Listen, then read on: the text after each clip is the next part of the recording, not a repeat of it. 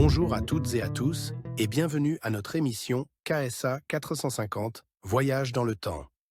Je suis Georges et aujourd'hui nous allons découvrir une histoire fascinante, celle de l'école des Jésuites à Lucerne, une des plus anciennes écoles de Suisse.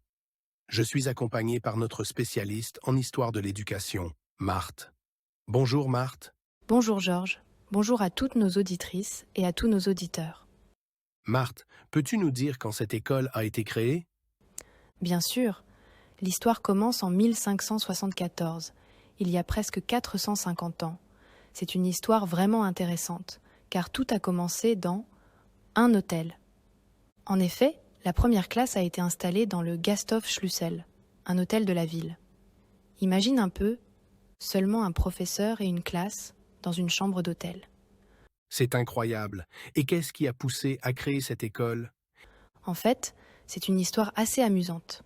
À l'époque, la ville de Lucerne n'était pas très contente de la qualité de ses écoles, surtout après que l'université de Bâle soit devenue protestante en 1529.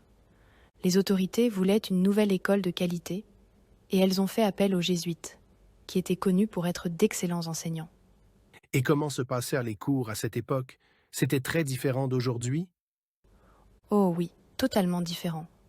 Imagine que les élèves devaient parler latin même pendant les pauses dans les classes supérieures.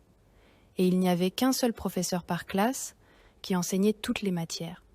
Les élèves participaient aussi à des spectacles de théâtre et à des débats en latin. C'était une façon amusante d'apprendre la langue. Les débats en latin? Ça devait être impressionnant. Les méthodes étaient très différentes de celles d'aujourd'hui.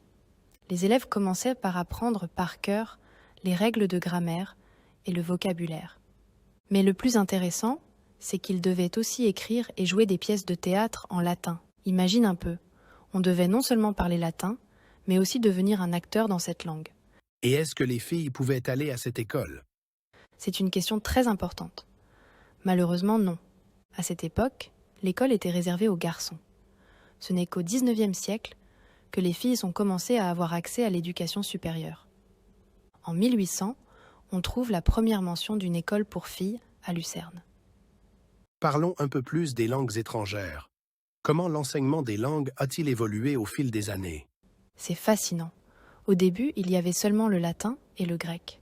Le grec était particulier car Lucerne était une des rares écoles à l'enseigner dès la deuxième année. Mais le plus surprenant, c'est que l'allemand, la langue maternelle des élèves, n'était même pas une matière à part entière. Il servait juste à expliquer les autres matières dans les petites classes. Et quand est-ce que les langues modernes sont arrivées? Ah, voilà une histoire passionnante. Le français est arrivé en premier, en 1800, avec le professeur Johann Baptiste Thuet. C'était un ancien moine, et son cours était tellement populaire qu'il avait entre 40 et 60 élèves. Il demandait à chaque élève de payer 10 bahts tous les 3 mois pour suivre ses cours. 10 bahts? C'était beaucoup? C'était une somme importante à l'époque. Mais le plus amusant, c'est qu'un de ses successeurs, un certain professeur Widmer, a été nommé maître public de langue française. Il devait enseigner à la fois aux étudiants de l'école supérieure et aux élèves de l'école bourgeoise. Et l'anglais? Quand est-il arrivé dans le programme?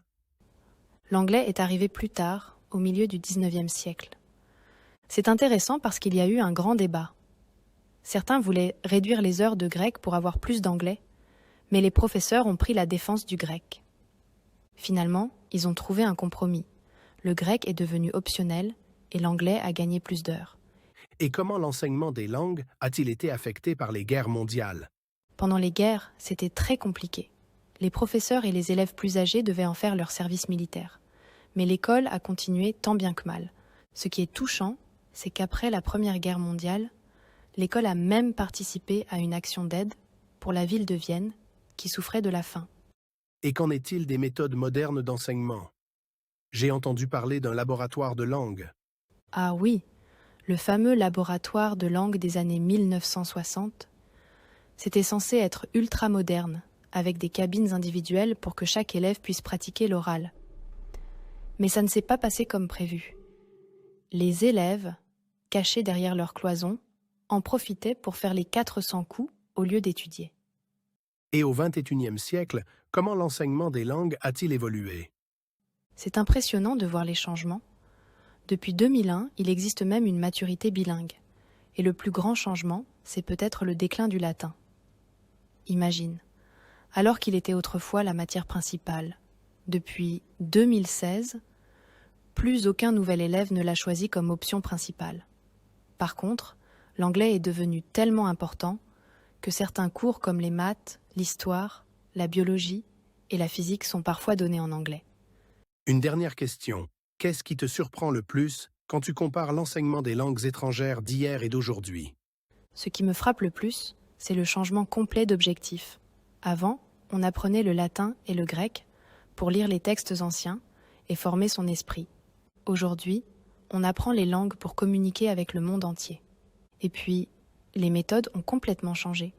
On est passé de la récitation de règles de grammaire aux jeux de rôle et aux échanges linguistiques. Merci beaucoup Marthe pour toutes ces informations passionnantes. Chères auditrices, chers auditeurs, nous espérons que ce voyage dans le temps vous a plu. Cette histoire nous montre comment l'enseignement des langues a énormément évolué au fil des siècles, passant du latin obligatoire aux cours en anglais. N'oubliez pas que chaque cours de langue auquel vous participez aujourd'hui fait partie d'une longue tradition d'apprentissage qui remonte à cette première classe dans un hôtel de Lucerne. À bientôt pour de nouvelles découvertes historiques. Au revoir à toutes et à tous.